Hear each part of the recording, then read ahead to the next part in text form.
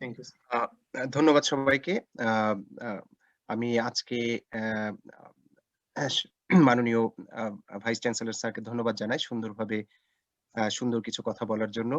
তা আমি আ আশা করি যে আ আজকের আলোচনা সবার উম কিছু না কিছু কাজে লাগবে। অ্যা এত অল্প সময়ে তো গবেষণা সম্পর্কে পরিপূর্ণ আ ধারণা পাওয়া সম্ভব না। তা বাংলাদেশের পার্সপেক্টিভ এ আমি চেষ্টা করব যে কিছু বলতে। আশা করি যে কাজে লাগবে কিছুটা। তো আমার নাম হচ্ছে মোহাম্মদ আতিকুর রহমান আহাদ। আমি ঢাকা বিশ্ববিদ্যালয়ে আছি। এই মুহূর্তে গত প্রায় ৩ বছর হয়ে যাচ্ছে। আমি ওসাকা বিশ্ববিদ্যালয়ে কর্মরত। তো আমার কাজকর্ম সম্পর্কে যদি কারো জানতে আগ্রহ থাকে তাহলে ahadvisionlab.com এ আপনারা ভিজিট করতে পারেন। তো রিসার্চ হচ্ছে যে কি আসলে? প্রথম হচ্ছে যে কি করব? এটা সবারই একটা চিন্তা থাকে যে আসলে রিসার্চ কি করব? আসলে what is research or how to do research? আমি কি পারবো কিনা? তো অ্যান্সার হচ্ছে যে আসলে অবশ্যই পারবে। আ কখন শুরু করব? আ এ যে 1st ইয়ার 2nd ইয়ারে থাকলে তখন শুরু করা যায় না। কারণ হচ্ছে তখন আমরা সাধারণত সুপার এক্সট্রাঅর্ডিনারি কেউ যদি না হয় তাহলে ওই সময় শুরু করা অসম্ভব। আ উম কারণ হচ্ছে আমরা ওই সময়গুলোতে বেসিক নলেজ গুলো অর্জন করার চেষ্টা করি এবং আমাদের স্কিল ডেভেলপ করার চেষ্টা করি। 3rd ইয়ারে ওঠার পরে আপনারা যেটা করতে পারেন সেটা হচ্ছে যে একটা ফোকাসড এরিয়াতে কনসেনট্রেট করে ওই টপিকটা যদি বা ওই এরিয়াটা যদি আপনার বিশ্ববিদ্যালয়ে পড়ানো নাও হয় বা ওই সময়ে পড়ানো না হয়, আপনি নিজে শিখতে পারেন। প্রোগ্রামিং শিখতে পারেন যদি কম্পিউটার সায়েন্স হয় অথবা ডিজাইন কিছু শিখা অথবা স্পেশালি ম্যাথমেটিক্স যা ইঞ্জিনিয়ারিং এর জন্য এবং সায়েন্স এর জন্য শিখা। তো ওগুলো করে আপনার 3rd ইয়ার তৈরি হলে 4th ইয়ারে যখন আসা হয় তখন আপনারা রিসার্চ শুরু করতে পারেন। জাপানে সাধারণত 4th ইয়ার মানে হচ্ছে কোন কোর্স ওয়ার্ক নাই। ৪র্থ বছর মানে হচ্ছে পিএইচডি স্টুডেন্টের মতোই তাদেরকে সকাল থেকে সন্ধ্যা বা রাত বা 7 ডেইজ এ উইক তাদের ল্যাবে থেকে কাজ করতে হয়। এবং মাস্টার্স এ যখন পড়ে মাস্টার্স 2 ইয়ার্স পুরাটাই হচ্ছে রিসার্চ। মাঝে কতগুলো কোর্স করতে হয়। এই হচ্ছে বিষয়। তো উম আ এইজন্য আসলে যেই বিশ্ববিদ্যালয়ে রিসার্চ 4th ইয়ারে নাই, আমি অনারেবল ভাইস চ্যান্সেলর আছেন, উনাকেও বলব যে আপনারা ১ ক্রেডিট বা ২ ক্রেডিটের কোর্স হলেও আপনারা 4th ইয়ারে ১ম সেমিস্টার এবং ২য় সেমিস্টারে ছোট রিসার্চ এর জন্য তৈরি করতে পারেন। কারণ রিসার্চ শুধুমাত্র যে গবেষণা করবে তা না। এই জাপানে বলি বা অন্য দেশে যারা গবেষণা করে শিখে, তারা যে আল্টিমেটলি সবাই গবেষক হচ্ছে তা কিন্তু না। আসলে এটার মাধ্যমে একটা ব্রেইন স্টর্মিং অ্যাবিলিটি তৈরি হয়। চিন্তা করার একটা ক্ষমতা তৈরি হয়, প্রবলেম সলভিং এর আইডিয়া তৈরি হয়। সেটা কর্মজীবনে যেখানেই যাক না কেন কাজে লাগে। আমরা কিন্তু সারা জীবনই রিসার্চ করে যাই। কোন একটা প্রবলেম যখন হয়, প্রবলেম সলভ করাটার জন্য বিভিন্ন পথ আমরা চিন্তা করে যখন সঠিক পথের দিকে যাই, এটাকে আমরা আসলে বলি গবেষণা। More or less. আর সংসারে যখন আমরা যারা সংসারী হই তখন রিসার্চ খুব কাজে লাগে। কারণ হচ্ছে যে কত রকমের যে নতুন সমস্যা আসে এগুলো ফেস করার জন্য তখন অনেক মানে ব্রেইনস্টর্মিং এর প্রয়োজন হয়। দেন হচ্ছে কিভাবে শুরু করব? এটার জন্য আজকে কিছু কথা বলব। কতদিন ধরে কাজ করব? আসলে কাজ করে যেতে হয় নিরন্তর। relentless efforts দিতে হয় জীবনে। অল্প সময়ে করলে কখনোই ভালো কিছু বা মিডিয়াম কিছু আসে না। এজন্য দীর্ঘদিন ধরে যতদিন সম্ভব আপনার পক্ষে কাজ করা ততদিন আপনি কাজ করে যাবেন। টপ জার্নালে কি পাবলিশ করা সম্ভব? অবশ্যই সম্ভব। বাংলাদেশ থেকে আমরা যদি গত 2020 দেখি আমরা দেখব যে বাংলাদেশ থেকে কি পরিমাণ ভালো জার্নাল এবং বড় কনফারেন্সে আমাদের ছেলেমেয়েরা বা আমাদের শিক্ষকরা পাবলিশ করেছেন which is amazing। এবং আগের তুলনায় আমরা যদি ১০ বছর আগের কথা বলি বা ৫ বছর আগের কথা বলি, ২০ বছর আগের কথা বলি, তার তুলনায় এখন নাম্বার অফ টোটাল পাবলিকেশনস অনেক বেশি। কিন্তু at the same time number of quality publications ও অনেক বেশি। অর্থাৎ আগের তুলনায় নাম্বার অফ কোয়ালিটি পাবলিকেশনস অনেক বেশি। কিন্তু আমাদের আফসোস হচ্ছে যে আমরা অন্য আশেপাশের দেশগুলো থেকে অনেক পিছিয়ে আছি। এটার জন্য আমাদের টার্গেট নিতে হবে অনেক বেশি এবং অনেক চেষ্টা করতে হবে বিভিন্ন লেভেলে। আ কেউ বলে যে, "আমি তো হায়ার স্টাডি করতাম না, তো আমার রিসার্চ কেন দরকার?" আসলে হায়ার স্টাডিজ করার জন্য রিসার্চ নয়, যেটা বললাম যে কর্মজীবনে যখন কেউ যদি মানে সরকারি কর্মকর্তা হয়, তার জন্য রিসার্চ দরকার। কেউ বিজনেস করতে গেলেও তার রিসার্চ এর স্টেপস গুলো, মেথোডোলজি গুলো তার জীবনে কাজে লাগে। দেন হচ্ছে যে আমার সিজিপিএ অনেক কম, আমি কি করব? সিজিপিএ তো হচ্ছে আ মানে আ কোনো মানে একটা এক ক্রাইটেরিয়া মাত্র। কোন কারণে যদি কারো সিজিপিএ খারাপ হয়ে যায়, ওইটার জন্য হতাশ হওয়ার কিছু নাই। You can overcome by doing a good research. Research করার জন্য তো কেউ সিজিপিএ দেখতেছে না। আমরা যখন একটা পেপার সাবমিট করি, কোথাও তো লেখা নাই যে সিজিপিএ কত। ঠিক না? একমাত্র বিশ্ববিদ্যালয়ের শিক্ষক নিয়োগের জন্য সিজিপিএ এর জন্য UGC university grants commission minimum 3.5 বলে থাকেন। ঠিক আছে?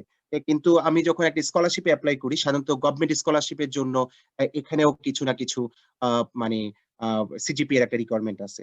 কিন্তু ব্যক্তিগত ফান্ডিং পেয়ে কোনো প্রফেসরের কাছে ম্যানেজ করা বা প্রফেসরকে যাওয়া ওগুলার জন্য আসলে কারো যদি গবেষণার মাইন্ড থাকে, কারো যদি গবেষণার আ মতো আ মানে অবস্থা থাকে এবং একটা প্রমিস থাকে। একদিনে তো আর কেউ বড় গবেষক হতে পারে না। কিন্তু কেউ যদি ১ বছর, ২ বছর, ৩ বছর কাজ করে একটা অথবা ২ টা মিড লেভেল বা হায়ার লেভেল জার্নাল বা ভালো কনফারেন্সে পেপার করে থাকে, তাহলে ওইটা দেখে যেকোনো প্রফেসর ভাববে যে না সে একটা ম্যাটেরিয়াল। ঠিক আছে? বাংলায় ধরে নেন যে কি বলতে চাচ্ছি। এবং তখন তাকে দেখা যাবে যে নেয়ার জন্য চেষ্টা করবে। কারণ হচ্ছে যার যেখানে ভ্যালু তাকে নিবে। তো এই পয়েন্টটা মাথায় রাখতে হবে। আমরা যদি প্রাইভেট অর্গানাইজেশন এ চাকরিও করতে যাই, সেখানেও যদি আমাদের গবেষণার কোনো প্রমাণ থাকে, সেটা একটা প্লাস পয়েন্ট হবে। কখনো নেগেটিভ পয়েন্ট হবে না। সুতরাং রিমেম্বার এটা ইম্পোর্টেন্ট। দেন যেটা সেটা হচ্ছে গিয়ে যে বিসিএস দিব চাকরি করলে রিসার্চ কোনো ব্রেইন বাড়ায় কিনা। আপনি যদি বিসিএস দেন এবং সরকারি চাকরিতে যান দেখবেন যে গবেষণা মানে প্রবলেম সলভ করার মানে কত মানে প্রবলেম রয়েছে এবং এগুলো সলভ করার জন্য কি পরিমাণ এফোর্ট দিতে হয়। সুতরাং এটা খুবই গুরুত্বপূর্ণ। কে কি কাজ করছো? আর তা নিয়ে কোনো যদি প্রশ্ন থাকে তাহলে আ মানে you can share in the chat box তাহলে আমরা পরবর্তীতে এগুলো আলোচনা করব। পেপার লিখবো কিভাবে? এটা আমি জানি যে অনেকেরই প্রশ্ন থাকে কারণ কিছু না কিছু কাজ করেছে পেপার লিখা নিয়ে। এটা নিয়ে আরেকদিন বলতে হবে কারণ ওইটা আরেকটা লম্বা সময়। জাস্ট লাস্ট উইকে আমি ইন্ডিয়াতে একটা ইউনিভার্সিটিতে টক দিয়েছিলাম। সেখানেও ওই যে শুধু পেপার লেখার উপরে টক 1 and half hours non stop ছিল। তাও এনাফ না। এটা মাথায় রাখতে হবে। যে এটা আরেকদিন করা যাবে। উইথ দ্যাট হোপ আগে যেটা বললাম যেটা do the best to publish in one in top journal at least. It is 100% possible only if you give the best. ওকে? এবং মেথোডোলজিক্যাল ওয়েতে বেস্ট কাজ করতে হবে। দেন যেটা সেটা হচ্ছে যে we must need extreme relentless efforts. মানে রিলেন্টলেস এফোর্টস বলতে যেটা বুঝায় সেটা হচ্ছে গিয়ে নিরন্তর পরিশ্রম করা এবং লেগে থাকা। ব্যাপারটা অনেকটা এরকম যে যেসব ছেলেমেয়েরা আ প্রেমে পড়ে জীবন ধ্বংস করে দেয়, তারা কিন্তু যেই মোটিভেশন থাকে, হ্যাঁ? প্রেমের কারণে, সেরকম কাছাকাছি যদি রিসার্চ এর দিকে কেউ মানে মনোনিবেশ করতে পারে, প্রেমে পড়তে পারে, তাহলে তার দ্বারা বড় কাজ হবেই এতে কোনো সন্দেহ নাই। প্রেম ধরা খাইতে পারেন কিন্তু রিসার্চ এ ধরা খাবেন না। That's for sure. এইবার যেটা বলি যে আপনারা এই যে ahadvisionlab.com/notes এখানে গেলে অলরেডি YouTube এ বেশ কিছু লেকচার আছে। আপনারা জাস্ট এটা আ মানে স্ক্রিনশট নিয়ে রাখতে পারেন বা ছবি তুলে রাখতে পারেন যে এই ওয়েবসাইটটা পরে দেখলেন। এখানে বেশ কিছু YouTube এ লেকচার দেয়া আছে যে রিসার্চ মেথোডলজির উপরে, রাইটিং এর উপরে, পেপার এডিটিং এর উপরে, research ethics which is very, very important for us এবং selecting prep or good journal or conference আপনারা দেখতে পারেন। হোপফুলি কাজে লাগবে এবং সেখানে চ্যানেলটা যদি আপনারা সাবস্ক্রাইব করেন YouTube এর তাহলে হয়তো ফার্দার কোন লেকচার আসলে আপনারা দেখতে পারবেন। তো research two propose a new method that is competitive a um a a a excuse me.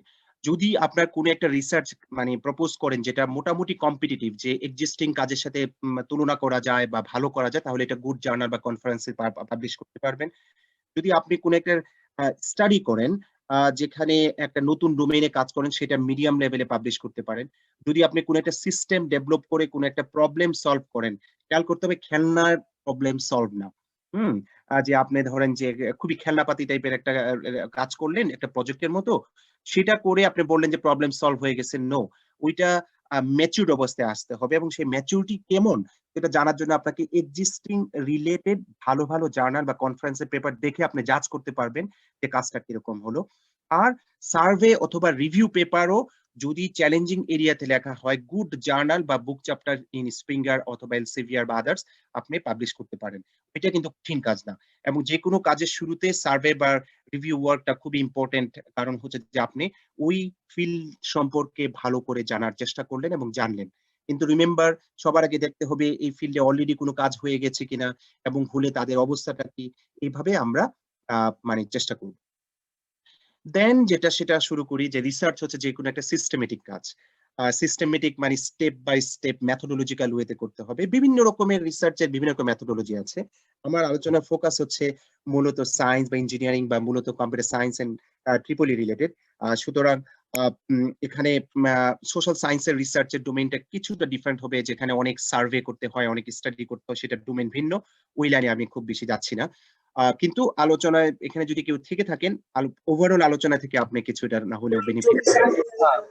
তো প্রথম যেটা সেটা হচ্ছে গিয়ে যে understanding the nature of the problem, সমস্যাটা কি সেই জিনিসটা সবার আগে জানতে হবে।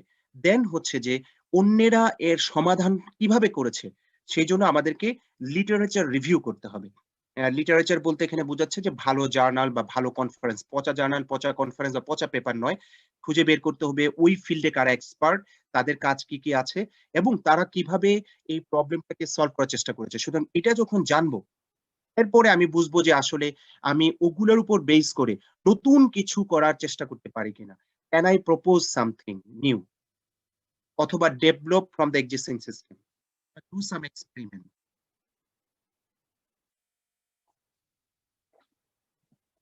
Excuse me.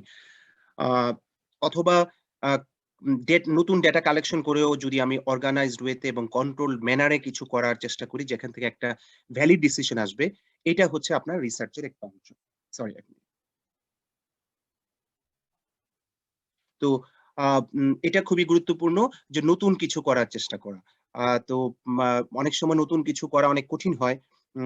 তখন আমরা এক্সিস্টিং সিস্টেমের চেয়ে বেটার করা অনেক সময় ডিফিকাল্ট হয়।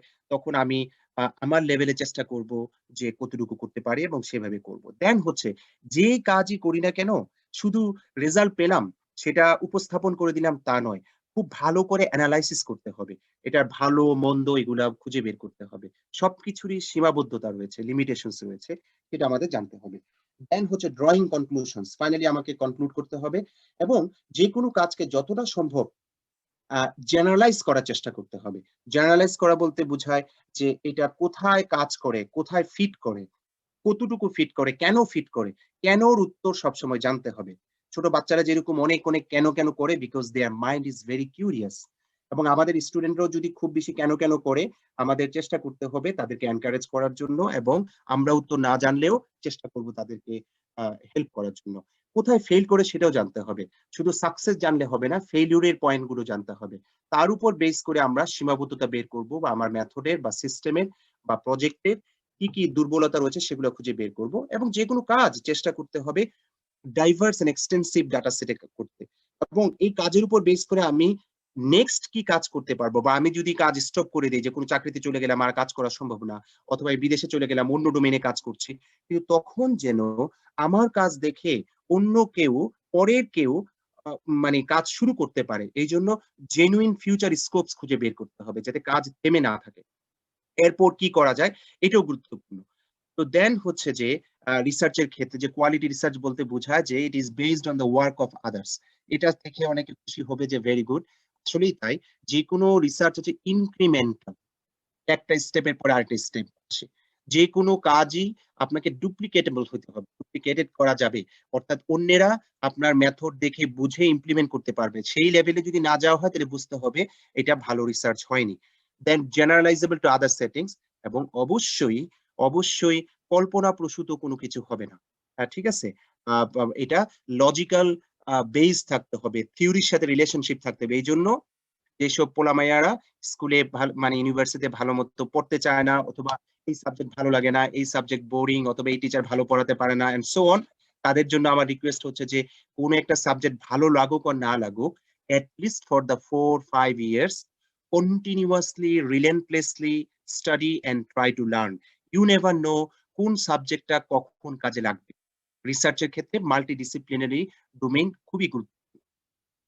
ব্যাড রিসার্চ হচ্ছে যে একটু আগে যা বললাম তার উল্টাটা এবং লুকিং ফর সামথিং যেটা আসলে বাস্তবে সম্ভব না বা এই পর্যন্ত ধারে কাছে কেউ যায় নাই, ওগুলা চেষ্টা করা ঠিক না এবং রিসার্চ কোনো স্বপ্নে পাওয়া বড়ি না যে আমি বাসের মধ্যে বিক্রি করব। দেন হচ্ছে প্লেজারাইজিং বা কপিং আদার পিপলস ওয়ার্ক। রিমেম্বার অন্যের কাজের উপর বেস করে কাজ শুরু করব, কিন্তু তার মানে এই না যে অন্যের কাজকে নিজের কাজ বলে বলবো যেটা আমি করেছি বা চুরি করা বা অন্যের কাজ, অন্যের চিন্তা, অন্যের কনসেপ্ট নিজের বলা। যদি কখনো এমন হয় যে অন্যের কাজের উপর বেস করে আপনি করেছেন, পরিষ্কার বলেন যে আমি এই কাজের উপর বেস করে আমি এটা করেছি। That's it.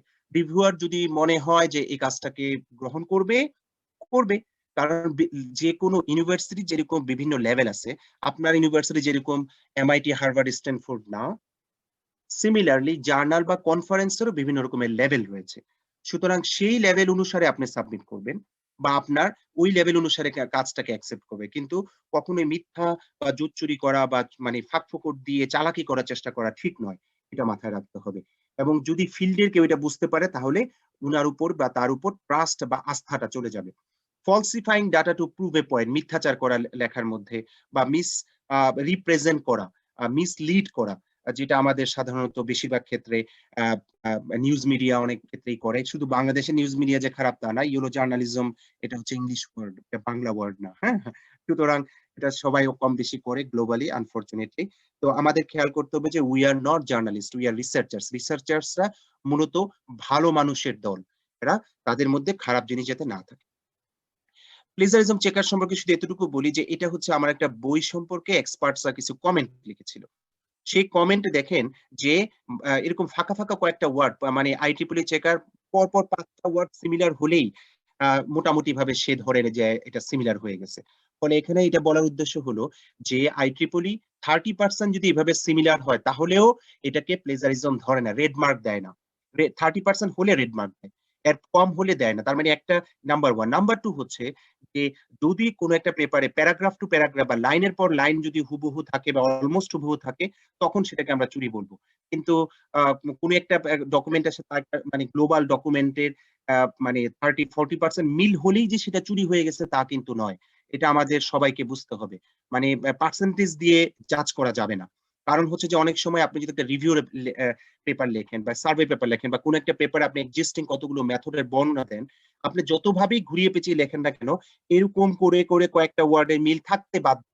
সেই হিসাবে 30-40% মিলও থাকতে পারে। এটা ডিপেন্ড করবে অর্গানাইজাররা জাজ করবে যে আসলে এই কাজটার মধ্যে মানে রিজনেবল আ কন্ট্রিবিউশন বা নতুনত্ব আছে কিনা। সুতরাং লেখার ক্ষেত্রেও আপনাদের খুব সাবধানে লিখতে হবে যাতে করে এগুলো যতটুকু সম্ভব কমানো যায়। বেসিক স্টেপস অফ রিসার্চ তাহলে প্রবলেম আইডেন্টিফাই করা, সমস্যা সঠিকভাবে নিরূপণ করা। আমার খুব মাথা ব্যথা করতেছে। এখন আমি ট্রুসেন্সি এখন করতেছি আরকি। আমি এজন্য হিটারটা বন্ধ করলাম। মাথা ব্যাথা করার সঠিক কারণটা কি? আমি যদি নিরূপণ করতে না পারি, আমার মাথা ব্যাথা কি কখনো কমবে? কমবে না। সিমিলারলি রিসার্চ এর ক্ষেত্র খুঁজে বের করতে হবে। দেন রিভিউইং ইনফরমেশন। রিভিউ ২ রকম। একটা বললাম যে লিটারেচার বা রিলেটেড কাজগুলো রিভিউ করা। দ্বিতীয়ত হচ্ছে আমি যে কাজগুলো করছি সেটা বারবার, বারবার রিভিউ করে দেখা যে আমি সঠিক ডিরেকশন এ আছি কিনা।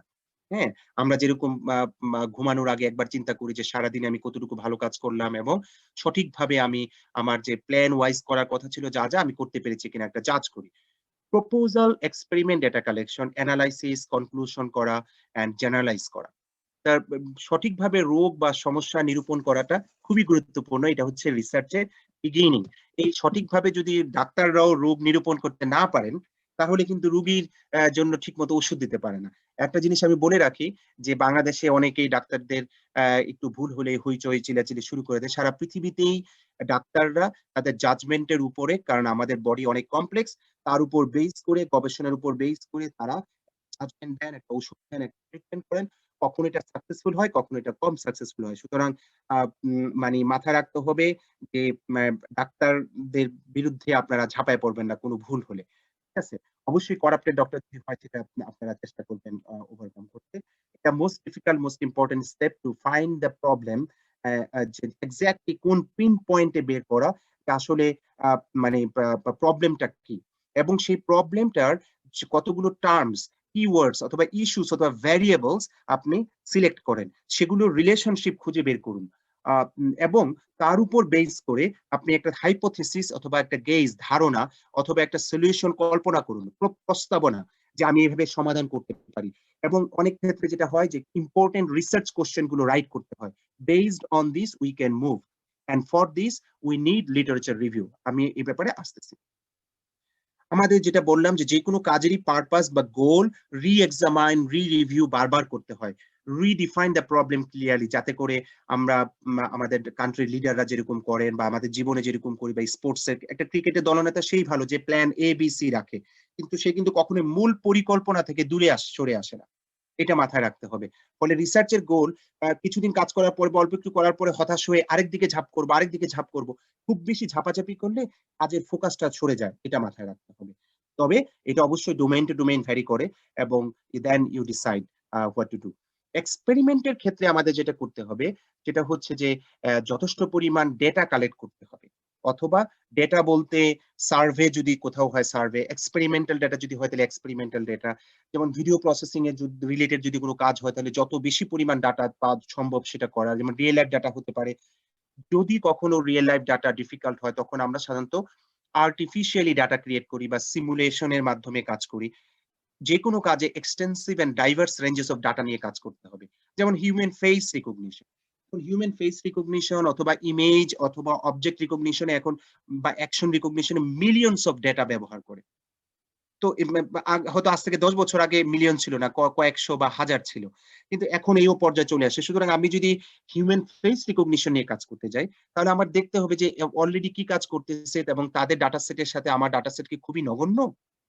যদি খুবই নগণ্য হয় তাহলে কাজটা অবশ্যই অতি জঘন্য হয়ে যাবে এবং তখন কোনো ভালো বা মিড লেভেল জার্নাল বা কনফারেন্সে এটা কার্যকরী হবে না বা আপনিও ভালো মতো শিখতে পারবেন না। এইজন্য সাধারণত অল্প ডাটা নিয়ে কাজ করলে ঠিক হবে না। বাট কোনো ডোমেইনে যেখানে কাজ ডাটা খুব কম, যেমন ধরেন যে health care related, রিহ্যাবিলিটেশনস related, autism related, blind related, ওখানে আপনার ডেটার পরিমাণ খুব কম।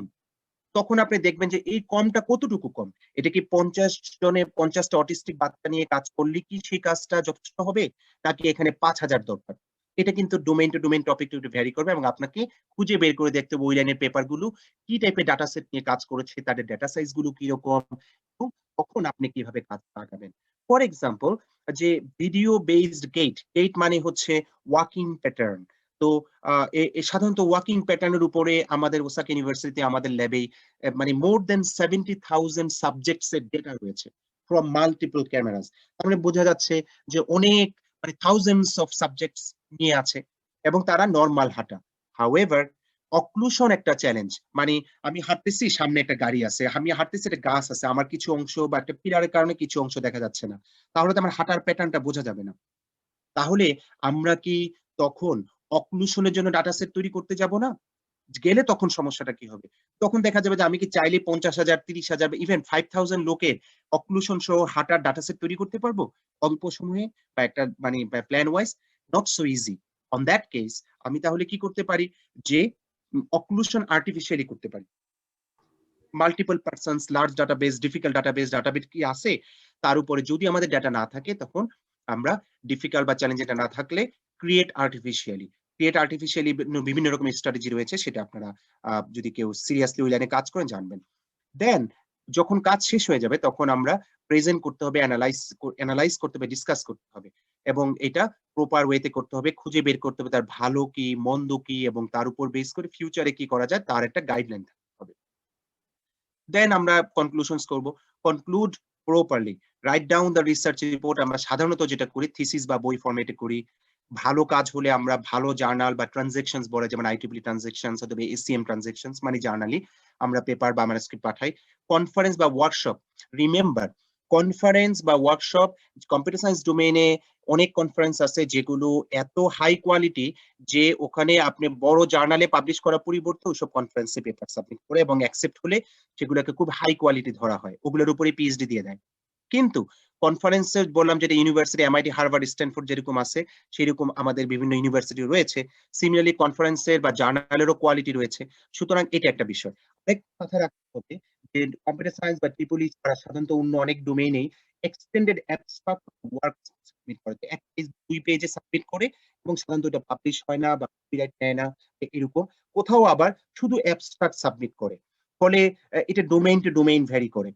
কোনো ডোমেইনে তারা কল্পনাই করে না যে ফুল পেপার যেমন IEEE CBPR ফর এক্সাম্পল সেখানে আমাদের ডাবল কলামে মানে সিঙ্গেল কলামে যদি আপনি লেখেন তাহলে ২০ পেজ লিখতে হয়। ডাবল কলামে হচ্ছে IEEE টেমপ্লেটে ১০ পেজ লিখতে হয়। মিনিমাম হচ্ছে ৮ পেজ। তো আ মানে ভেরি রিগোরাস। তো এইজন্য বলছি যে এটা ভ্যারি করে। তো আপনি যেই ফিল্ডে কাজ করেন তার উপর বেস করে করবেন। তো গ্লোবালি সাধারণত জার্নালকে বেশি প্রায়োরিটি দেয়া হয়।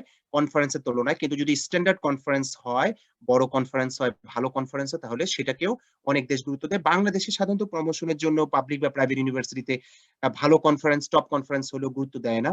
এখন এটা দেয় না হচ্ছে যে যেহেতু ডোমেইন টু ডোমেইন যথেষ্ট ভ্যারি করে, ফলে এটা একটু ডিফিকাল্ট। দেন আমরা লিখি হচ্ছে এমএস ওয়ার্ডে, কিন্তু ইঞ্জিনিয়ারিং স্টুডেন্ট বা সায়েন্স যারা তারা ল্যাটেকে লিখবেন।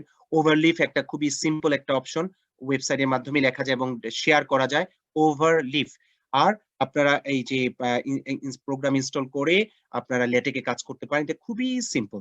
এবং ল্যাটেকে করলে যেটা হয় সেটা হচ্ছে যে আপনার টেমপ্লেট নিয়ে, মানে একবার লিখলেন একটা জার্নালে বা কনফারেন্সে, এটা রিজেক্ট হলো, পরে আরেকটা জায়গায় সাবমিট করবেন। এমএস ওয়ার্ডে করলে আমাদের প্রচুর পরিবর্তন করতে হয়, কিন্তু ওটা মানে ল্যাটেকে করলে সেই মানে কষ্টটা হয় না। নাম্বার 1। এখানে আমি একটা কথা বলতেছি রিগার্ডিং রাইটিং। জাস্ট আমি ফিউ উইকস ব্যাক আমি কয়েকজন নোবেল লরিয়েটের কথা শুনতেছিলাম, to get some motivations to work, not to get a Nobel prize. তো রিচার্ড থেলার উনি যে কথাটা বলছেন সেটা আমি হুবহু কপি করেছি। যে উনি বলেছেন যে dot dot dot in the interest of young scientist according to him, উনি বলেছেন যে a lot of young scientist don't pay any attention to the writing. I don't mean writing a novel. তার মানে আমরা যে গবেষণা করছি সেটাকে প্রপারলি রাইট করা বিষয়ে উনার মতে প্রপার অ্যাটেনশন দেওয়া হয় না। উনি বলছেন যে when you do research, what is the end product? End product হচ্ছে something that you write. তো এইটাই, until you have written it down, you haven't done anything. So তার মানে হচ্ছে যে রাইটিং এর পিছনেও যথেষ্ট সময় দিতে হবে। প্রপার ওয়েতে লেখা, স্মার্ট ওয়েতে লেখা, সেটা আমিও পারি না আনফরচুনেটলি। ঠিক আছে? কারণ হচ্ছে যে এক হচ্ছে যোগ্যতা নাই, দ্বিতীয়ত হচ্ছে যে আমরা সেভাবে ট্রেইনড ও হই না। ঠিক আছে? আ মা আ তো এইজন্য আপনাদের ইউনিভার্সিটি আপনারা চেষ্টা করবেন যে প্রচুর পরিমাণে রিপোর্ট রাইটিং, প্রফেশনাল রাইটিং এবং এগুলার স্কিল ডেভেলপমেন্টের জন্য বিভিন্ন ট্রেনিং, ইভেন কোর্সের মধ্যেও নিয়ে আসা উচিত। এখানে অনারেবল ভাইস চ্যান্সেলর ছিলেন, আছেন, আশা করি আপনারা চেষ্টা করবেন শিক্ষকরা এগুলো ইনকর্পোরেট করতে, যাতে করে ছেলেমেয়েরা মানে যোগ্যতা সম্পন্ন হয়। রিক্যাপ করি যে আমাদের প্রবলেম আইডেন্টিফাই করতে হবে, রিভিউ ইনফরমেশন করতে হবে, প্রপোজ করব অথবা নতুন এক্সপেরিমেন্ট করব বা নতুন ডাটা কালেক্ট করে কাজ করব, অ্যানালাইসিস ইন ডিটেইল করব, ফাইনালি জেনারেলাইজ করে কনক্লুড করব। তো এইবার চলে আসি লিটারেচার রিভিউ। এখানেই হচ্ছে আমরা কিভাবে রিসার্চ করব তার যাত্রা শুরু হলো। ঠিক আছে? Reading the work of others before starting your own research work, এটাই হচ্ছে লিটারেচার রিভিউ করা। Learn from the past to build the future. অন্যেরা কি কাজ করেছে তা জেনে, কোথায় ওরা থেমে গেছে, কোথায় আটকায় গেছে, ওইটা জানার পরে দেন আমি চেষ্টা করব যে আমার কাজ শুরু করতে। কিন্তু এটাও মাথায় রাখতে হবে, মানে আমার এই দোষটা আছে এবং অনেকেরই এটা আছে যে আমরা লিটারেচার রিভিউ পড়তে, পড়তে এত সময় নষ্ট করে ফেলি যে কাজের সময় আমার মানে সময় হাতে থাকে না। সো এটা মাথায় রাখতে হবে যে আমি কি 15% বা 20% of my time literature review করব, বাকি টোটাল টাইমের বাকি কাজটাকে আমি কাজ করব, এবং অবশ্যই রাইটিং এর জন্য আপনাকে লাস্ট 20-30% টাইম তো রাখতে হবে। এটাও একটা মাথায় রাখতে হবে। অ্যানাদার পয়েন্ট হচ্ছে যে, যে কারণে আমি বলেছিলাম যে 3rd ইয়ারে ওঠার পরেই যদি ইয়াং রিসার্চার বাংলাদেশী পার্সপেক্টিভে তারা পড়াশোনার পাশাপাশি বিভিন্ন হবির মতো করে যেই লাইনে কাজ করতে চায়, ওই লাইনে সে শিখা শুরু করে, জানা শুরু করে, পড়া শুরু করে, তাহলে কিন্তু সে কিছুটা লিটারেচার রিভিউর ব্যাকগ্রাউন্ড তৈরি করে ফেলে। তো ফার্স্ট স্টেজ হচ্ছে general sources like e magazines, periodicals, newspapers, যেমন IEEE অথবা ACM এর যেগুলো আছে, এগুলোর মাধ্যমে আপনি দেখলেন যে কি, কি এরিয়াতে, আইডিয়াতে কাজ চলছে, কাজ হয়। এটাও মাথায় রাখতে হবে, খুব বেশি অ্যাম্বিশিয়াস হলে চলবে না। তার কারণ হচ্ছে আমার বাস্তবতা অনুসারে কাজ করতে হবে। ফলে আমি এমন একটা টপিকে চিন্তা করলাম যেখানে বাংলাদেশে কোনো ক্যাপাবিলিটি নাই, ক্যাপাসিটি নাই বা এক্সপার্টাইজ নাই, তখন এটা খুব ডিফিকাল্ট হবে। You may try when you have a bit maturity, তখন আপনি অনেক রিস্ক নিতে পারেন। তো এটা একটা আমার অভিমত আরকি। যে এখানে আরেকটা পয়েন্ট বলি, আমি যাই বলছি সেগুলো আমার ব্যক্তিগত অভিমত। এগুলার কেউ কখনো বলতে পারবে না যেগুলি স্ট্যান্ডার্ডাইজ আ পয়েন্টস। ঠিক আছে? ফলে আরেক রকম ভাবতেই পারেন, কোনো সমস্যা নাই। Search through the secondary sources. যখন আপনি একটা টপিক নিবেন, for example traffic accident problem নিয়ে আপনি ধরেন যে সিলেক্ট করলেন যে এই লাইনে কাজ করবেন। তাহলে সেকেন্ডারি সোর্সেস হচ্ছে যে খুঁজে দেখেন জেনুইন কোনো ভালো বই আছে কিনা। অথবা ভালো রিভিউ বা সার্ভে পেপার আছে কিনা। কিন্তু ওগুলো ওই যে ৩, ৪, ৫, ৬ পেজের যে পচা, পচা সার্ভে, সেগুলো আপনার যাবেন না। সাধারণত সার্ভে গুলো থাকে genuine experts of research on that domain, এবং ওগুলো অনেক ডিটেইল থাকে এবং বড়, বড় জার্নালে পাবলিশ হয়। সুতরাং সেগুলো বের করে সেগুলো পড়ে আপনি আরো স্ট্রিমলাইন করুন। করার পরে সেখান থেকে আপনি খুঁজে বের করুন যে original reports of the original work or experience, যেমন জার্নালস অথবা প্রসিডিংস বলতে কনফারেন্সের প্রসিডিংস, অ্যাবস্ট্রাক্ট অথবা স্কলারলি বুকস, এখান থেকেও অনেক তথ্য পাওয়া যায়।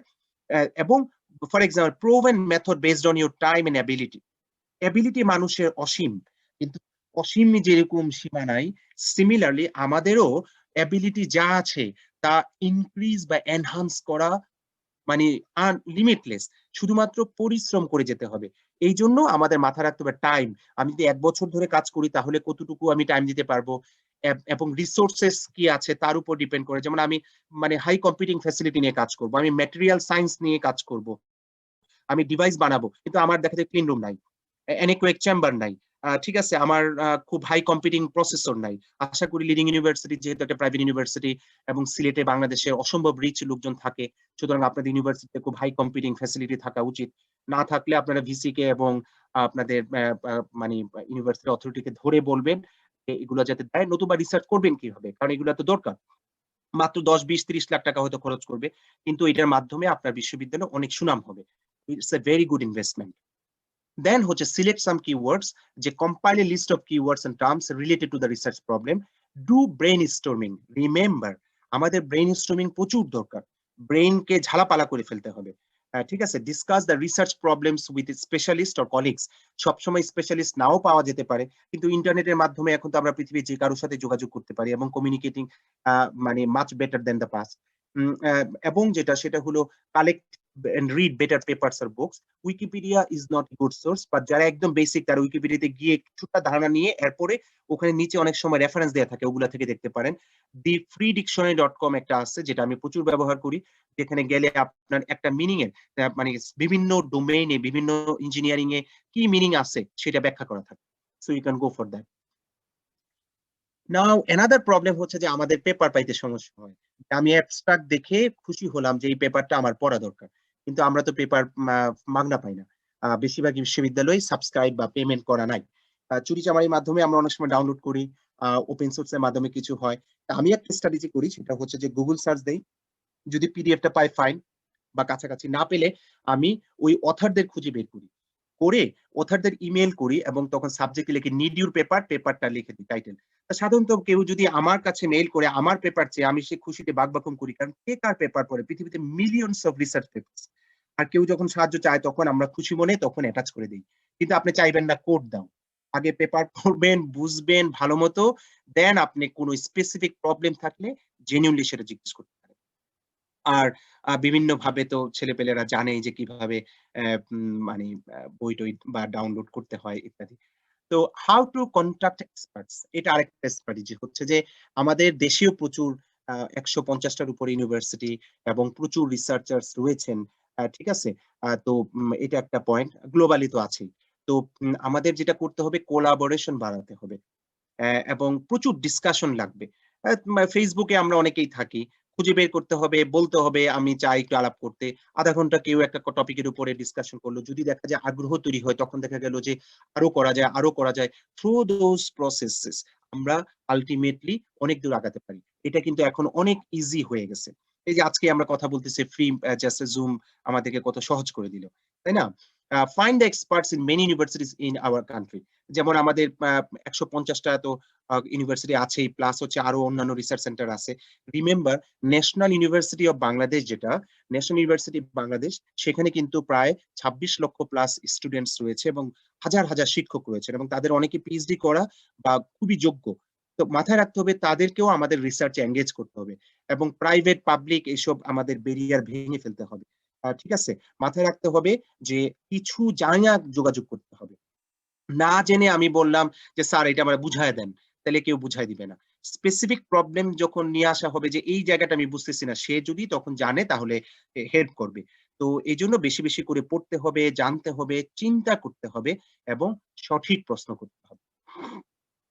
Organize your notes based on the above points. Always একটা খাতা রাখবেন এবং ওগুলা সবসময় লিখবেন। কাগজে কলমে লেখার কাটাকাটির অনেক ভ্যালু আছে। এখনো কবি সাহিত্যিকরা বা বড়, বড় গবেষকরা কিন্তু কাগজে কলমে প্রচুর দাগাদাগি কাটাকাটি করে। এটা খুবই গুরুত্বপূর্ণ।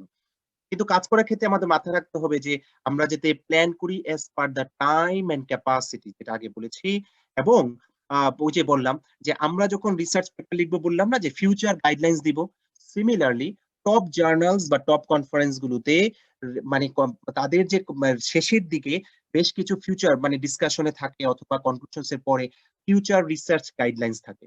ওই ডিসকাশনস বা অ্যানালাইসিস বা কনক্লুশনস পড়লে you can get lots of ideas.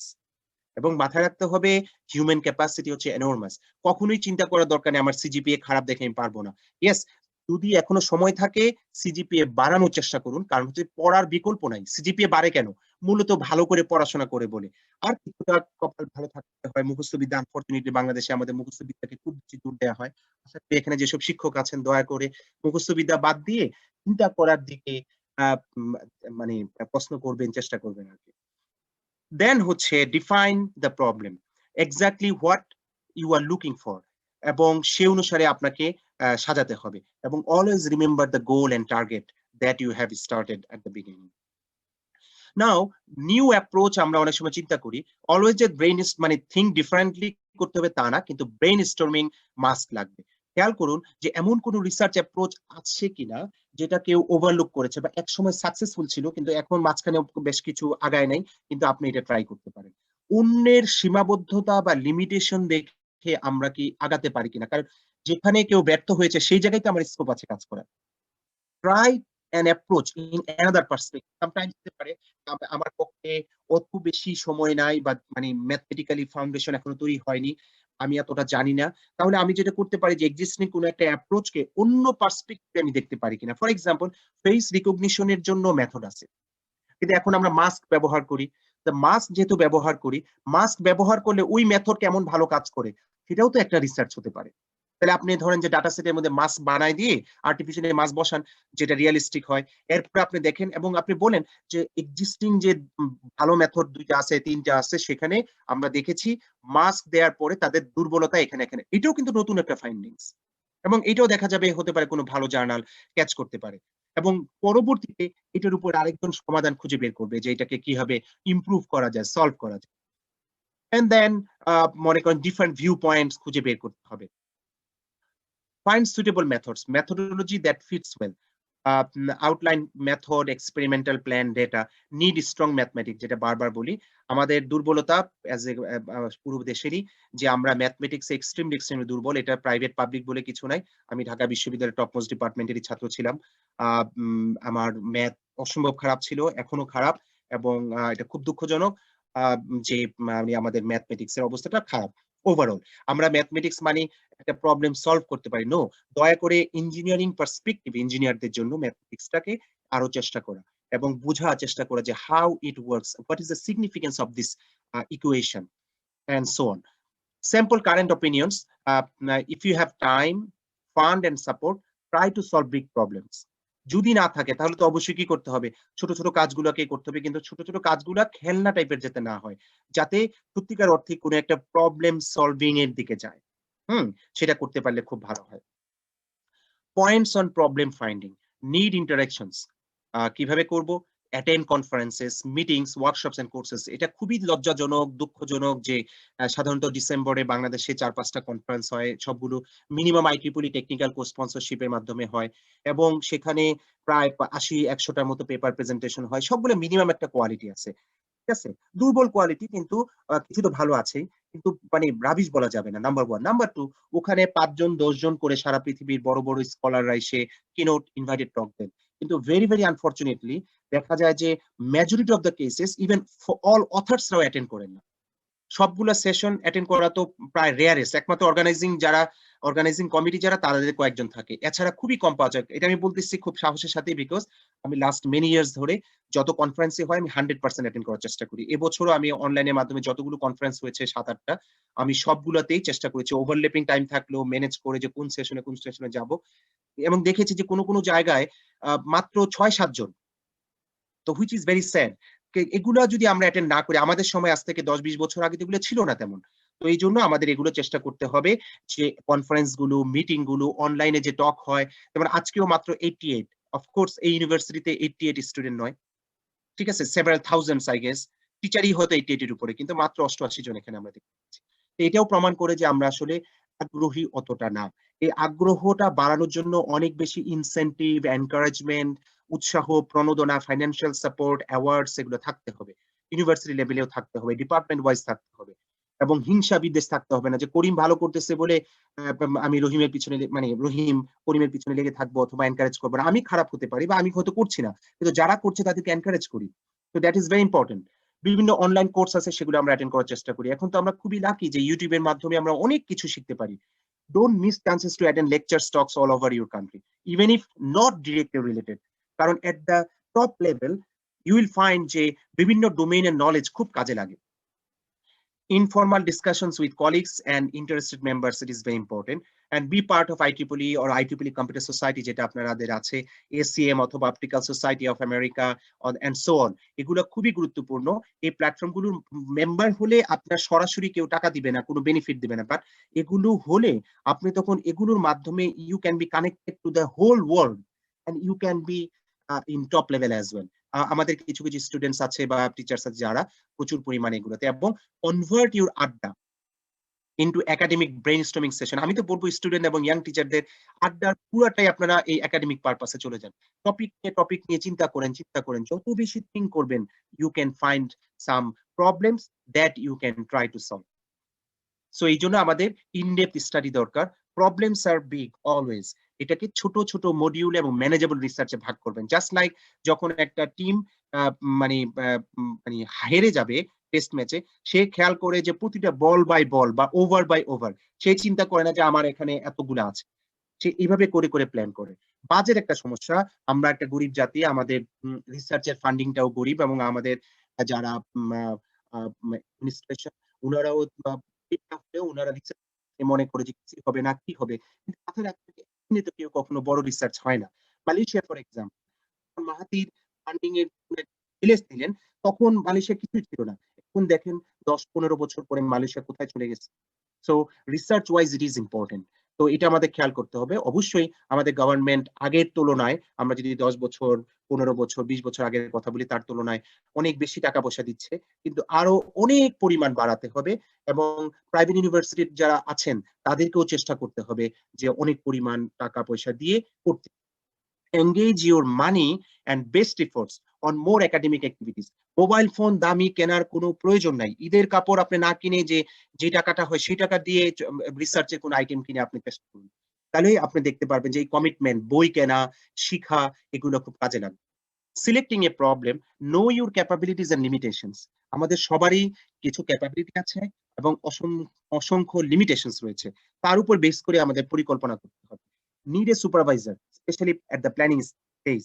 Supervisor যদি না থাকে তাহলে দেখা যায় আমরা এমন একটা পরিকল্পনা করলাম যে অনেক পরিশ্রম করার পরেও সেটা কোনো কার্যকরী হচ্ছে না। আমি প্রচুর পেপার পাই ছেলেপেলেদের কাছ থেকে যারা বুঝাই যায় যে তরুণ ছেলে মেয়েরা করেছে, কিন্তু তারা কোনো ওয়েল গাইডেড না। এই জন্য এটা দরকার। এটাও দুঃখজনক কথা যে অনেক ক্ষেত্রে যে সুপারভাইজার কোথায় পাবো, কারণ অনেক শিক্ষকই এক্সট্রা সময় দিতে চায় না। যাদের সিজিপিএ কম তাদের ক্ষেত্রে টিচাররা অনেকে আছে পাত্তা দিতে চায় না। এগুলো আমাদের কমাইতে হবে। এগুলো রিয়ালিস্টিক প্রবলেম। এবং অনেক টিচার আছে, অনেক বলবো না, কম বলবো বেশি বলে সেটা পরের কথা, কিন্তু কাজই করতে চায় না। রিসার্চ করতে চায় না বা রিসার্চের সাথে যুক্ত থাকতে চায় না। দয়া করে আপনারা বা আমরা সবাই এই ব্যাপারটা দূর করার চেষ্টা করি, এবং যেকোনো কাজে আমরা ইউনিকনেস বানানোর চেষ্টা করি একটু হলেও। কোন একটা প্রবলেম সলভ করার জন্য আমাদের দেখতে হবে এটা কি ফিজিবল কিনা, এটা করা যাবে কিনা, এটা সিগনিফিকেন্ট কিনা, এটা রিসার্চেবল কিনা। Is it too large for me? আমার কি এটা করার জন্য যথেষ্ট পরিমাণ ডেটা বা সেটআপ বা রিসোর্সেস আছে? আমি কি এটা করার জন্য ক্যাপাবল? এগুলোর অনেক উত্তরই আসবে ইয়েস, নো, ইয়েস, নো। তখন আপনি সেই অনুসারে আপনার পরিকল্পনা করবেন। পৃথিবীর সব ইউনিভার্সিটিতে, উন্নত বিশ্বের সব বিশ্ববিদ্যালয়, সব প্রফেসর যে বড় রিসার্চার, বড় ফান্ড পায়, বড় সেটআপ আছে, অ্যান্সার হচ্ছে নো। সুতরাং আমাদেরকেও সেভাবে করতে হবে।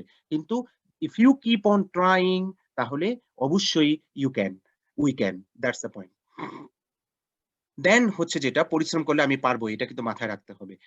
Will the results advance knowledge, এটা কিন্তু ইম্পর্টেন্ট। মাথায় রাখতে হবে যে আমি যে কাজটা করব সেটা কি নলেজ বাড়াবে, এটার কোনো ভ্যালু থাকবে, এটা অন্য কারো কোনো কাজে লাগবে। এই চিন্তাটা থাকলে কাজটা আরো বেশি ফোকাসড হয়। কিন্তু আবার এটাও মাথায় রাখতে হবে, কিছু ডোমেইন আছে, আমি যদি আশা করি বাংলাদেশে যেটা হয় যে সোলার এনার্জি, সোলার প্যানেল দিয়ে আমি কিছু একটা বানাবো, এটার জন্য ফান্ড দিয়ে দিবে। কারণ দেখবে একটা ওই যে রোবটের মতো কিছু একটা করব, সেটার জন্য টাকা দিবে কারণ এটা দেখা যাবে ৬ মাস ১ বছরে। No, some research takes 10 years, 5 years time to come. তো ওগুলো আমাদের মাথায় রাখতে হবে যে গবেষণায় মানে অর্থ বরাদ্দ specially physics and biology, genetic engineering and many others, এটা কিন্তু খুবই গুরুত্বপূর্ণ। ফলে অল্প সময়ে ভালো রেজাল্ট আশা করা ঠিক না। কিন্তু চেষ্টা করে যেতে হবে। তো যেটা বলছিলাম সলিউশনের জন্য আমাদের গেজ লাগবে। Educated knowledge based gauge. এটা হচ্ছে important point. And hypothesis attempt করতে হবে টু সাজেস্ট এ পসিবল অ্যান্সার। যেটা মানে বেসড অন রিয়ালিটি হতে হবে। এবং হাইপোথিসিস কনস্ট্রাকশন একটু কঠিন, কিন্তু আবার কঠিনও না। কারণ হচ্ছে যে আমরা কিন্তু নিয়মিতই যখন আড্ডা মারি, তখন কারো গীবত করি, পরনিন্দা যখন করি, তখন কিন্তু আমরা অনেক রকমের হাইপোথিসিস খুঁজে বের করি। তো আহ এই ব্রেইনস্টর্মিং করলে আমরা সেগুলো খুঁজে বের করতে পারি, কিন্তু সেটা একাডেমিক যাতে হয়। তো to solve the problem, you attempt to link what is known, what is unknown, and suggest a possible reason or propose a solution. And this way, you are hypothesizing. Then হচ্ছে experiment করা as much as possible. যতটুকু সম্ভব diverse experiment in different situations বা conditions. তবে নতুন রিসার্চারদের জন্য শুরুতে আমি অসম্ভব কঠিন ডাটা সেট নিয়ে শুরু করলে কেন এটা ফেল করতেছে সেটা আমি বুঝবো না। যতটুকু সম্ভব একটা রিফাইন্ড সেট নিয়ে দেন আমি দেখলাম যে এত পার্সেন্ট হলো বা এইটা হলো। দেন আমি একটু একটু করে করে সেখানে অ্যানোমালিজ বা মানে আউটলায়ার্স অথবা নয়েজ অথবা প্রবলেম অথবা ডাইভার্সিটি এড করে করে আমি দেখবো যে কিরকম হয়। যেমন ফর এক্সাম্পল অনেকে লাইন ফলোয়ার রোবট নিয়ে কাজ করে। বাংলাদেশে এখন হাজার হাজার ছেলে মেয়ে এক্সেলেন্ট স্কুলের বাচ্চারাও লাইন ফলোয়ার রোবট করে। তো সারা জীবন লাইন ফলোয়ার রোবট স্মুথ পাথে চালালে তো হবে না। আমাদের জীবন তো আর স্মুথ না। তাহলে আমি why not I try, যেটা ঘাসের উপর চলতে পারে কিনা, স্যান্ডি পাথে চলতে পারে কিনা, কনক্রিট রোডে চলতে গেলে আমার কন্ট্রোল ইঞ্জিনিয়ারিং কি শিখতে হবে, ইলেকট্রনিক্স কি করতে হবে, প্রোগ্রামিং কি করতে হবে, এই বিষয়গুলো। সুতরাং জীবনে চলবো সোজা পথে, মাগার রোবটকে চালাবো হচ্ছে আঁকাবাঁকা পথে বা ডিস্টার্বিং পথে। কারণ রোবটের আমরা জানি এখন পয়েন্ট হচ্ছে যে এই ছোট রোবট হয়তো কোনো কাজে আসবে না। বাট রিসার্চে সবকিছু ইমিডিয়েট কাজের জন্য করি না। We learn so that we can do better and better and better in the future. তো এই পয়েন্টটা ইম্পর্টেন্ট। তো অ্যানালাইসিস এন্ড ডিসকাশন এর ক্ষেত্রে যেটা বলছিলাম যে আমাদের ইন ডেপথ গভীরভাবে পর্যালোচনা করতে হবে যে আমার মেথড কোথায় কাজ করে, কেন কাজ করে। কোন পেপার যখন সাবমিট করা হয় কেউ যদি বলে যে এটা আমাদের মেথড কিন্তু বলল না যে কোথায় সেটা কাজ করে, কেন কাজ করে, কোথায় ফেল করে, কোথায় তার বাউন্ডারি বা লিমিটস, এগুলো যদি না বলি পেপার কিন্তু সহজে অ্যাকসেপ্ট হবে না। মনে হবে যে এটা মানে কাজ কিছু করেছে কিন্তু ডিটেইলস নাই। ব্যাপারটা যেরকম রান্না করলে রান্নাটা কেন মজা হয়েছে সেটা তো বলতে হবে। ঠিক আছে? এটা তো আর এমন না যে নতুন বউ বা নতুন জামাই কিছু রান্না করলো শ্বশুর-শাশুড়িকে মানে খেদমত করার জন্য, খুশি করার জন্য। ঠিক আছে? শুধু বউরাই যে রান্না করবে টিভিতে এড দেখায় সেটা নয়, জামাইদেরও রান্না করতে হবে। করে যখন খুশি করবে তখন এটা কোন কারণে মজা হয়ে গেছে সেটা হতে পারে। কিন্তু কেন মজা হইছে সেটা কারণ তো জানতে হবে। ঠিক আছে? রাঁধুনি মসলা দিয়ে রান্না করলেই যে মজা হয় তা কিন্তু নয়।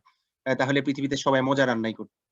তো এই পয়েন্টটাই হচ্ছে কয়েক কথা। আরেকটা হলো যে শো এক্সপেরিমেন্টাল এবং থিওরিটিক্যাল প্রুফস, প্রমাণ থাকতে হবে। তো অনেক ক্ষেত্রে যেটা হয় যে আমাদের থিওরিটিক্যাল প্রুফ স্ট্রংলি দেয়া ডিফিকাল্ট হয় বিকজ আমাদের ম্যাথ দুর্বল অথবা হতে পারে ব্যাকগ্রাউন্ড নলেজ অনেক দুর্বল। ওই ক্ষেত্রে আমরা এক্সপেরিমেন্ট যদি বেশি বেশি করে করি তখন আমরা এম্পিরিক্যালি এক্সপেরিমেন্টালি কিছুটা প্রমাণ দেখাতে পারি। ওই ক্ষেত্রেও অনেক সময় কনফারেন্স বা জার্নাল অ্যাকসেপ্ট করে। Need mathematical and statistical analysis. There are some tools. শুধু এক্সেলেও খুব সুন্দর করে করা যায়। মানে পচা ওয়েতে একটা গ্রাফ করে দিলে ওইটা সুন্দর দেখায়। দেখায় না। Need comparative results and analysis with other state of the works. এটা problem. State of the arts বলতে বোঝায় এই মুহূর্তে যেটা বেস্ট আছে। এখন যেমন মেসি।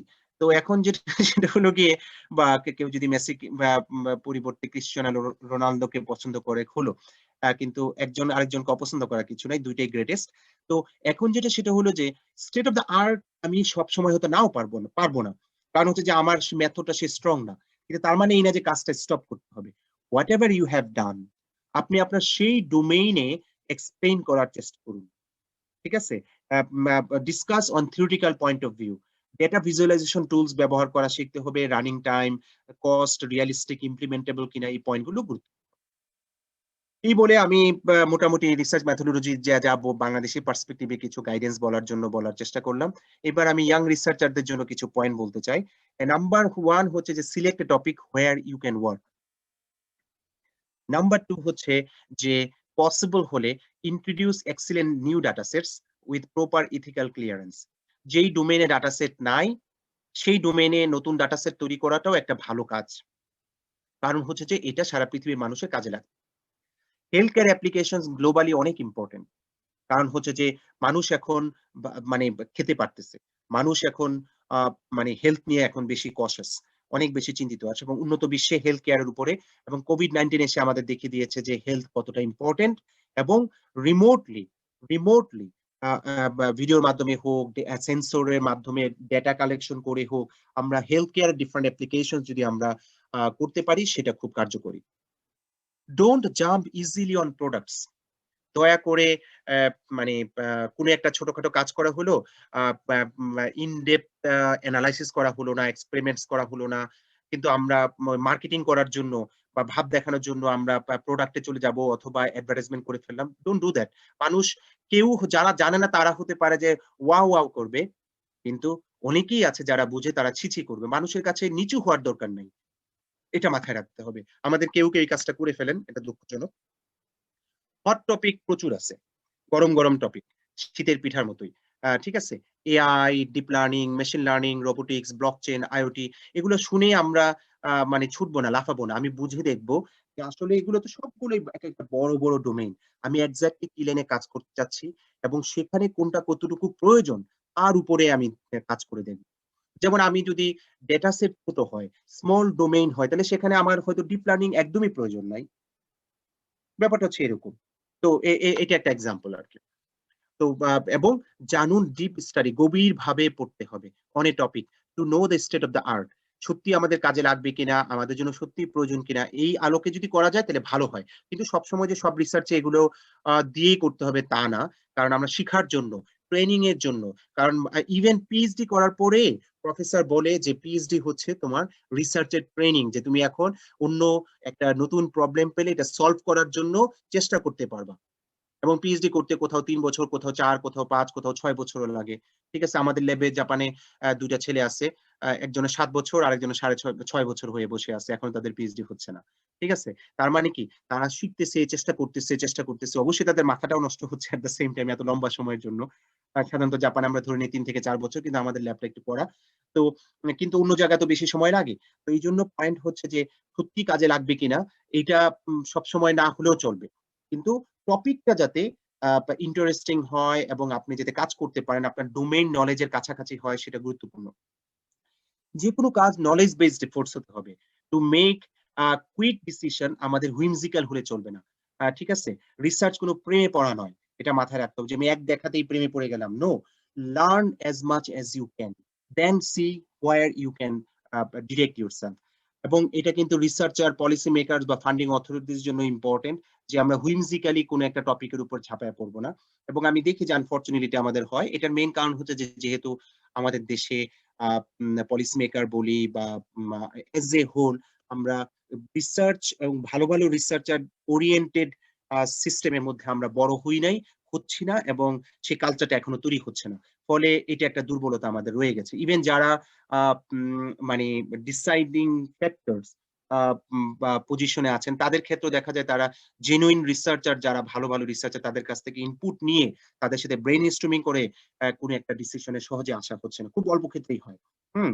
আ আমি কাউকে ছোট করছি না। এটা দুনিয়া জোড়াই একটা কঠিন চ্যালেঞ্জিং কাজ। আমাদের জন্য অনেক বেশি চ্যালেঞ্জ। সুতরাং এটাতে মন খারাপ করার কিছু নাই। এখান থেকে উতরানোর চেষ্টা করতে হবে। তো এইজন্য বলছি যে whimsical হওয়ার দরকার নাই। যে হুট করে আমি ভাববো যে একটা রোবটই হচ্ছে যে দুনিয়া চেঞ্জ করে ফেলবে বা আমাদের প্রচুর রোবট দরকার। দেখতে হবে যে কোথায়, কোথায় আমি পয়সা ঢাললে একটা মিড টার্ম বা লং টার্ম এ knowledge based realistic plan wise আমরা আগাতে পারবো। একটা বিশ্ববিদ্যালয়ের জন্য এই প্ল্যানটা থাকতে হবে। একটা ডিপার্টমেন্টের জন্য এই প্ল্যানটা থাকা উচিত এবং একজন ব্যক্তি বা একজন গবেষক সে তার নিজের মতো করে একটা প্ল্যান করবে। Don't keep doing easy things always এটা আরেকটা পয়েন্ট। যে আমি দেখি দুঃখজনক হলেও সত্য যে যেহেতু আমি সাধারণত বেশ অনেক বছর ধরে মোর দ্যান এ ডিকেড আমি বিভিন্ন বাংলাদেশি কনফারেন্স গুলোতে নিয়মিতভাবে অংশগ্রহণ করি এবং আমি প্রত্যেকটা অ্যাবস্ট্রাক্ট খুঁজে, খুঁজে দেখার চেষ্টা করি কি কাজ হয় এবং অ্যাটেন্ড করার চেষ্টা করি। তো আমি দেখি যে অনেকেই আছে যে ইজি থিংস গুলো বারবার করার চেষ্টা করে, which is not good. Don't run for publications only. Yes, আপনার যদি কিছু না থাকে আপনি মানে প্রথমবার একটা মিডিয়াম লেভেলে একটা কাজ করে আইইইই মানে করে একটা কনফারেন্সে বা মিডিয়াম লেভেলে ফেক জার্নাল, ফেক কনফারেন্স নয়, মিনিমাম স্ট্যান্ডার্ড লেভেলে আপনি পাবলিশ করলেন। কিন্তু পরে আবার কয়েক মাস পরে আরেকটার জন্য আবার ঝাঁপায় পড়লেন ওই লেভেলেরই no. Try to improve yourself. তো এটা একটা ইম্পোর্টেন্ট পয়েন্ট। মাথায় রাখতে হবে যে ১০০০ টা মানে পচা জিনিসের চেয়ে একটা ভালো জিনিস অনেক ভালো। কিন্তু এটাও সত্য একটা ভালোর জন্য আমি কতদিন চেষ্টা করব, আমি কি পারবো অতদিন পর্যন্ত লেগে থাকতে, এই বিষয়গুলো থাকে। But you can decide based on your situation. কিন্তু বছরের পর বছর ধরে পচা জিনিস করার চেষ্টা করতে আমাদের সরে আসতে হবে। আমরা অতীতে ছিলাম পচা, এখন ভালো হওয়ার চেষ্টা করতেছি যেহেতু স্ট্যান্ডার্ডের দিকে যাচ্ছি যেহেতু, সুতরাং এটা মাথায় রাখতে হবে। Think and find a solution, even if it produces bad results. Try for a new challenge, new knowledge. এটা একটা ইম্পর্টেন্ট পয়েন্ট এবং এই টাইপের জিনিসগুলো সাধারণত কনফারেন্স গুলোতে ব্রেইনস্টর্মিং এর জন্য এলাও করে। সুতরাং সেই ক্ষেত্রে আপনি করতে পারেন। হতে পারে আপনার সলিউশনটা একটা নতুন ডিরেকশন দিচ্ছে, কিন্তু এটা ভালো আউটপুট আসে নাই, ভালো ফলাফল দেয়নি। স্টিল এটার একটা প্রমিস আছে। আপনাকে দেখাতে হবে, এক্সপ্লেইন করতে হবে why it may be important. আমাদের একটা পেপার একজন একটা টপ জার্নালে একজন রিজেক্ট করেছে, একজন মেজর রিভিশন দিয়েছে এবং অ্যাসোসিয়েট এডিটর সে লিখছে যে তার মনে হচ্ছে যে এটা রিজেক্ট করা উচিত। কিন্তু এরপরও সে করতে পারছে না কারণ তার কাছে মনে হচ্ছে যে কিছু না কিছু পেপারটার মধ্যে আছে। এরপরে সে বলল যে, "আমি আশা করি যে মানে অথররা এটাকে মানে যে কমেন্ট গুলো আসে সেগুলোকে 100% অ্যাড্রেস করার চেষ্টা করবে এবং লেটস সি হোয়াট হ্যাপেন্স।" তো এই যে বিষয়টা, কারণ কি ওখানে এমন কিছু ছিল যেখানে মানে নিউ ডিরেকশনস এবং নতুন আইডিয়া এবং ভালো কিছু ছিল। কিন্তু মানে কনফিডেন্টলি ভালো রেজাল্ট আসে নাই। তো এইটা হচ্ছে পয়েন্ট আরকি। তো এটা অনেক সময় কাজে লাগে। দেন হচ্ছে আউটকাম বেসড সলিউশন আমরা জানি। এটা অনেকেই বাংলাদেশে আমরা বলি। এটা ইম্পোর্টেন্ট। কিন্তু মিড টার্ম এবং লং টার্ম প্ল্যানস আর মোর ইম্পোর্টেন্ট টু। শর্ট টার্ম কখনোই ভালো না। এটা আমাদের মাথায় রাখতে হবে। Hence, must need to know what are the best works so far and must work the hardest. পরিশ্রমের কোনো বিকল্প নাই। আরেকটা হচ্ছে টাকা-পয়সা স্পেন্ড করতে হবে। প্রাইভেট ইউনিভার্সিটি পড়াতে গিয়ে আমরা ৫ লাখ ১০ লাখ টাকা খরচ করে ফেলি। কিন্তু যখনই একটা স্টুডেন্ট বলে যে, "মা আমাকে বা বাবা বা আঙ্কেল আমাকে ১০,০০০ টাকা দাও, ২০,০০০ টাকা দাও, একটা জিপিইউ কেনার টাকা দাও, ১,০০,০০০ টাকা বা এটা সেটা অথবা একটা সিস্টেম কিনবো।" ঠিক আছে? বা একটা অনলাইনে একটা ভালো কোর্স করব যেটার জন্য কিছু টাকা দরকার। দেখা যাচ্ছে যে আমরা ওগুলাতে ইনভেস্ট করতে চাই না। আমাদের গার্ডিয়ানদের এই অ্যাটিটিউড সরাতে হবে এবং বিশ্ববিদ্যালয়ের অথরিটিকে প্রচুর টাকা-পয়সা ঢালতে হবে।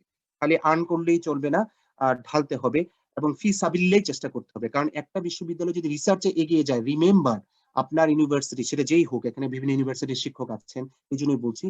ইউনিভার্সিটি কিন্তু ওয়েল নোন হবে টু বাংলাদেশ।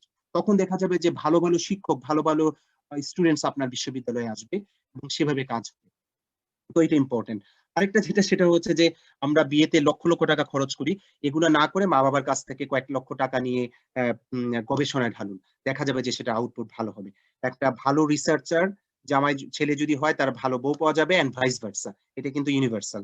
আর আমরা তো জানি যে আমেরিকা যদি একবার সে ভালো রিসার্চ করে একটা ভালো পেপার করে যদি সে জিআই টোফেল দিয়ে কোন একটা আমেরিকান ইউনিভার্সিটি ঢুকতে পারে, তার সিজিপিএ কত ছিল সেটা কিন্তু কেউ ম্যাটার করবে না। তার জন্য কিন্তু খুব ভালো, ভালো ছেলে-মেয়ে ওয়েট করবে আরকি। মানে অবশ্যই রিভার্স ওয়েতে। তা বাকি রইল কি? বাকি রইল যে পেপার রাইটিং, পেপার কিভাবে লিখবো, পেপার এডিটিং যে কিভাবে ভালো করে এডিট করব, জার্নাল পচা না ফেক কনফারেন্স কিভাবে বুঝবো, research ethics which is very important সততার সাথে এবং কেয়ারফুলি যাতে ভুল যাতে না হয় আমাদের কিভাবে করব, কি টপিকস নিয়ে কাজ করব, মোস্ট ইম্পোর্টেন্ট কেন কাজ করব। তা কেন কাজ করব তো এতক্ষণ কম বেশি বলে ফেলেছি। আর উপরের টপিক গুলো আ উম আ অন্য সময় কখনো বলা যাবে। সুতরাং এই হচ্ছে পয়েন্ট। আর হচ্ছে যে এটা রিপিটেশন হয়ে গেছে। ফাইনালি আমি যেটা বলতেছি, she is another Nobel prize winner. Very, very smart. সে কি বলেছে দেখেন। "She did her work and she has been working on chemistry." কিন্তু উনাকে প্রশ্ন করা হয়েছে যে আপনি নোবেল প্রাইজ তো পেয়ে গেলেন। এখন আপনি কি করবেন? দেখেন কি বলেছে। "She is a Nobel Prize winner in the field of chemistry" এবং দেখেই বুঝতে পারতেছেন পিওর কেমিস্ট্রি নিয়ে কাজ করে, কম্পিউটার নিয়ে না। কিন্তু উনি বলেছেন যে "Amazing things that we can use to move into the future." What?